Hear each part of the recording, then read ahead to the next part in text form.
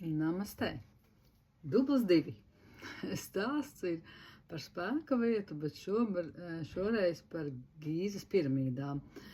Ierakstīju pirms laika video un izrādās tur nav skaņa. Tātad rakstam otrais.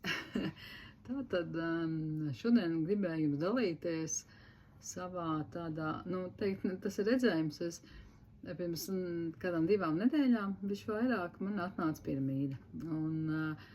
Un tad lēnām pakojās ārā, ka tas ir stāsts par Gīzes piramīdām. Kā man šīs piramīdas uzrunāja. Viņas atnāca, jo es zīmēju enerģētiskās gleznas, un man ļoti sagribējās zīmēt piramīdas. Un tā tapa gleznas. Viena no tādām ir šāda Gīzes piramīdas glezna. Šāda viena ir. Un vēl ir šāda glezna. Tā jau dodās pie sava īpašnieka. Tādas skaistas. Un vēl top paralēli vēl ir. Tā ir vēl viena glezna. Un kad jau tu zīmot, tā kā, ja jau viņi tev uzrunā, tu sakagnetējies ar to enerģiju un stāstu. Un pastāstīšu tātad, cik es varēju nolasīt. Zīmējot stāstu par šo vietu. Tātad Gīzes piramīdas, viņas ir kā, zīmējot atnāca informācija, viņas ir kā, varētu teikt, kā lidlauks. Lidlauks, ļoti liels lidlauks. Daudz un dažādi portāli, kur citas civilizācijas caur šo portālu nonāk uz zemes.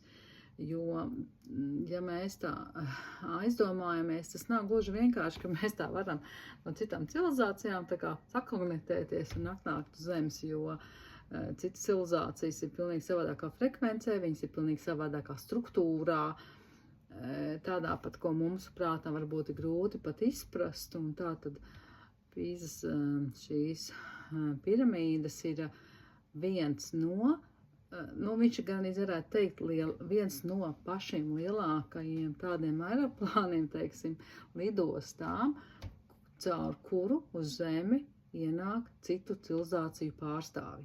Un šeit nav ka kāds labais vai sliktais, jo civilizācijas, tas ir mūsu pasaulē, mēs dalām labās enerģijas, sliktās, labās civilizācijas, destruktīvās, tur ir vienkārši civilizācijas. Un tātad caur šo portālu ienāk šīs citas civilizācijas. Bet šīs struktūra šīm ir ļoti, nevar teikt, ka tā viena lielākā ir tagad tikai viens kā portāls, tur ir ļoti daudz informācija. Tas varētu būt tā kā viena ļoti liela bibliotēka ar ļoti daudzām nodaļām. Piemēram, viena no nodaļām tā tad ir šie portāli, caur kuru ienāk civilizācijas šeit uz zemes. Viņš kā portāls ir. Otrs, kas ir ļoti interesanti, man likās, ka arī konkrēti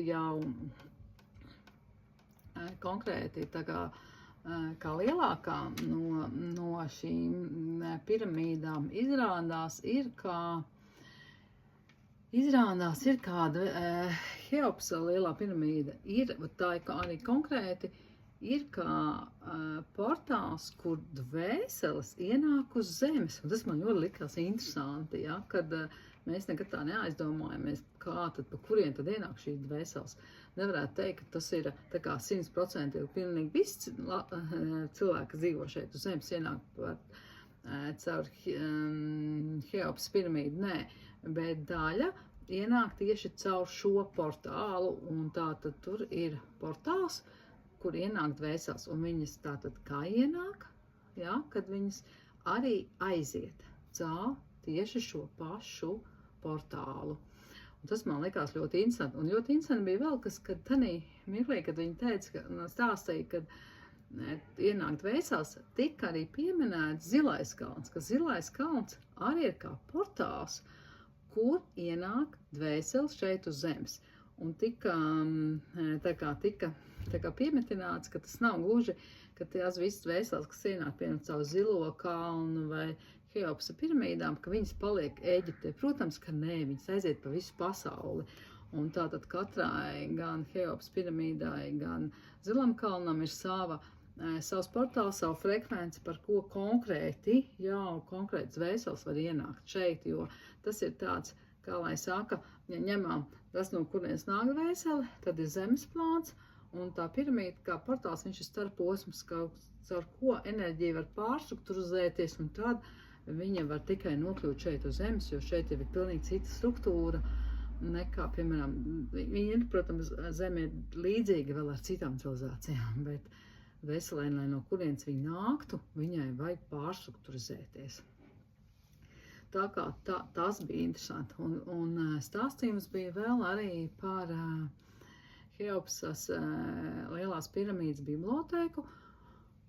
Un tā biblioteka, kā lai saka, tā ir dvēseļu biblioteka, atmiņu biblioteka. Un tad, kad cilvēks dodās uz Kairu, uz šīm piramīdām, katram cilvēkam ir savs kods.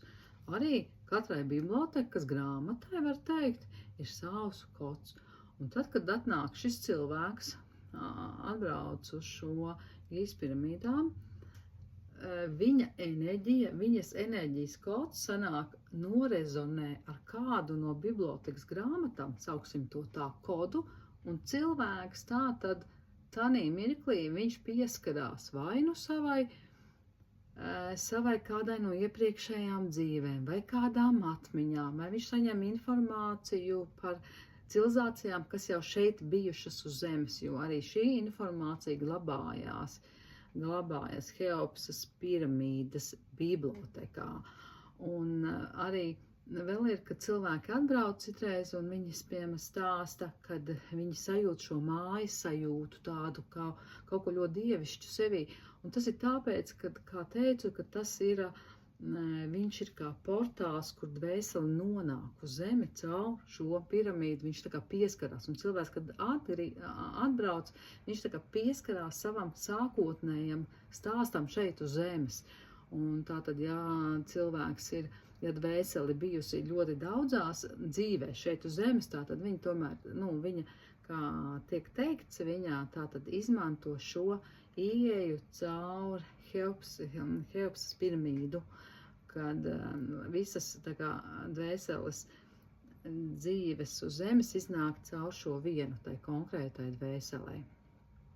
Un arī tātad, ja cilvēks, šobrīd arī no Latvijas ir ļoti, es zinu tā kā vienu cilvēku, kas ved uz Ēģipti, kas ir ļoti fantastiskas ekskursijas, jau ar ļoti lielu nozīmi šo, ka tu pieskaries šim, tad ļoti daudz atverās. Un kā tika stāstīts, kad protams, viņa tāpat kā Kailas Ēģipte sauc pie sevis cilvēkus. Ir tie arī, kas kā turisti brauc, kas varbūt neizprot šo savienošanos, šo pieskaršanos šīm atmiņām, bet viņiem gribās, viņiem ir tā, ka viņiem gribas uz Ēģipti, un tad tiek teikts arī, kad ja arī cilvēks nav pie šai tēmā, bet viņš grib uz Ēģipti, tas nospiedums no tām sajūtām, no enerģijas, ko viņš saņem, viņš atpakaļ viņš vienmēr, viņi saka, 90% cilvēki atgriežoties no Ēģipti, ir kaut kas viņos mainījies. Un Ēģipte arī ir, ne Ēģipte, bet arī, konkrēti šīs Kairas piramīdas, Gīzes piramīdas, viņām ir arī tas kā portāls, kā es teicu, kas ir no civilizācijas, citu civilizācijas, un arī portāls, kas ir zemju civilizācijas, jo mēs uz zemes, mūsu zemes plaknē ir vairāk civilizācijas dzīvo vienlaikus, un arī šis ir tāds, arī viņu ir portāls, caur kuru iet tā kā no vienas zemes civilizācijas uz otru. Viņi tiek izmantot arī šī Heopsa lielā piramīda. Tā kā viņa tāda ļoti daudzfunkcionāla, var teikt. Un, kad cilvēki brauc, ļoti daudz stāsta, ka viņiem ir šis rezonants, viņi atcerās, viņi savienojās, un arī tie teikts, kad cilvēks dodās, un viņš tur ir, un tad viņš dabūtu kādu no savām dvēseles daļiņām, tā kā viņš caur šo piramīdas bibliotēku, viņš, kad kodi sakrīt un ir viss tā kā pareizais laiks, pareizā vieta, viņš pieskarās tam enerģētiski un saņem šīs atklāsmes, šo sajūtu, šos, varētu teikt, pazudušos pazles gabaliņus, kāds ir pazuduši. Tas ir tāds kaut kāds dvēseles dzīves, kas bija šeit uz zemes, kur dvēsele nav piekritusi kaut kām tā kā iznākumam vai liktenim, kā mēs tā cilvēcīgi varam teikt, viņa apvainojusies un aizejot no dzīves, viņiem ir tas, ka viņi atstājas to daļiņu no tām dzīvēm tur, tad atgriežoties, mījoja darbojieties ar šīm Gīzes piramīdām, ir iespēja, ka tu saņem šo atpakaļ ejošo gabaliņu, to pazaudēto gabaliņu, bet viņš atnāk konkrētā laikā un konkrēti. Tas nav tā, ka es aizbraukšu un dabūšu visus, nē. Tas ir laiks, kā saka, nozīmīgs laiks, vieta un paša cilvēka tā mirkļa, tāds prāta atvērums, kā viņš uz to skatās. Tā kā tas bija tāds ļoti interesants ceļojums, un tā ir, kā es sapratu, tā ir tikai viena maza daļiņa, ko es jums šobrīd pastāstu, jo tur tā informācija ir daudz, vēl tur ir vēl un vēl. Tā ir viena biblioteka, ko es jums stāstīju, bet tur ir vēl cits daudz bibliotekas, tur ir zinātņu kambaris, ja, kur arī glabā informāciju par medicīnu, par visiem iepriekšējo civilizāciju sasniegumiem. Tā ir tāda tiešām ļoti interesanta lieta, un šobrīd saistībā ar to, ka Zeme mainās un Zemes jau uzdevumi, ka mēs piedzīvojam dualitāti, ko visas dvēseles izdomājuši iziet šo pieredzi 101 nokrāsās, tad tas arī ļoti mainās, un līdz ar to arī piramīdas enerģija tiek pārstrukturizēta jo tās tā kā civilizācijas, kas bija tur 300 gadus atpakaļ, viņas ir izdarījuši savu funkciju, un civilizācijas mainās. Un vēl ko teikts, kad arī daļa no tādiem ļoti augstāk stāvošiem skolotājiem, viņi arī izmanto šīs Gīzes piramīdas portālu, kur viņi nonāk uz Zemi, lai dotu informāciju. Informatīvie kanāli arī iet caur šo Heops lielo piramīdu. Un tas bija ļoti interesanti, kad šīs piramīdas saistīta arī ar mūsu Zilo kalnu. Tas bija tāds, man liekas, interesanti. Es arī nebiju nekad aizdomājusies, kā tad esam nonākts, ar kurieni. Mēs esam tik ļoti dažādi, tas jau ir zināms, no dažādām civilizācijām, dažādām pieredzēm. Es nekad nebiju aizdomājusies, ka arī tas, kā mēs ienākam uz Zemes, tas ir arī caur portālām noteiktām vietām, jo, protams, mums ir katram savu frekvenci un noteikti katram savs savienojums un ieeja, tā kā šīs durvis, kas atvarās, viņām arī ir jābūt atbilstoši mūsu tai dvēseles, no kurienes mēs nākam, jo nevar ienākt kaut kāda, ir nianses dvēselēm, ir, kā mēs domājam, mūsu, kā lai saka, programmatūra, un tad tai portālam ir jāatbilst mūsu iekšējai programmatūrai, lai mēs varētu iziet cauri.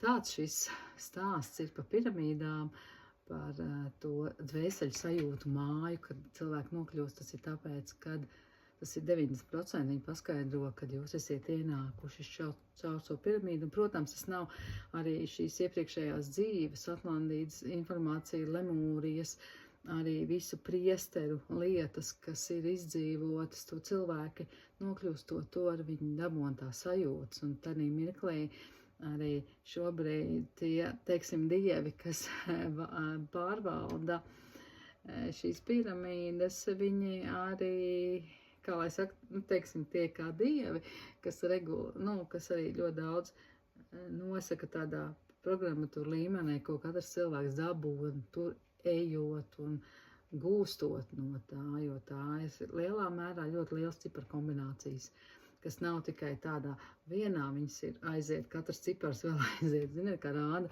kur ciparu virknes, tā arī tur tas tādās virknēs, jā, un, tā es viņas redzu, un, protams, tās ir enerģijas, kas ir ļoti,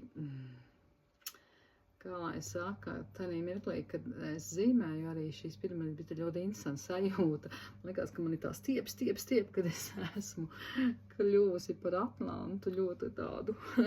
Un brīnījos, skatījos tā sajūta, ka zīmēju, kad es skatījos savu māju, kur es dzīvoju, un es tur biju tāda maziņa. Pats tādā sajūtā, es kā Atlants nonācu uz zemes un skatījos to vienu maziņo fragmentu, šeit, kas šeit notiek, jā, tā kā tā ir tāda arī apziņas ļoti liela paplašināšanās, un tā kā, ja jūs Kaira sauc un Gizas piramīdas sauc, dodieties, meklējiet, kas jūs aizved, vai jūs brauciet turistu tādā parastākā, vai meklējiet jau speciālistu, kas jau bišķiņ kur ir šie ceļojumi, tomēr balstīti uz savādāk. Bet tas ir katram pēc, kā viņš vēlas un ko viņš vēlas saņemt no šīs Gīzes piramīdu stāstiem.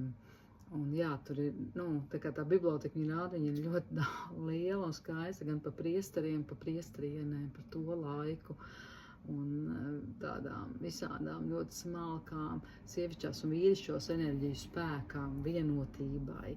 Tā kā es esmu ļoti priecīga, ka man bija tāda iespēja, un gleznas vienkārši jau galvā top. Ja vēlties, dodiet ziņu, varu tieši jums konkrēti uzīmēt, jums to Gīzes piramīdas, vai varat iegādāties to no jau esošajām gleznām. Tā kā paldies par jūsu uzmanību. Ceru, ka šis video būs ierakstījies. Lai jums jauka diena, vai vakars, vai rīts, kad jūs šo skatāties. Namaste!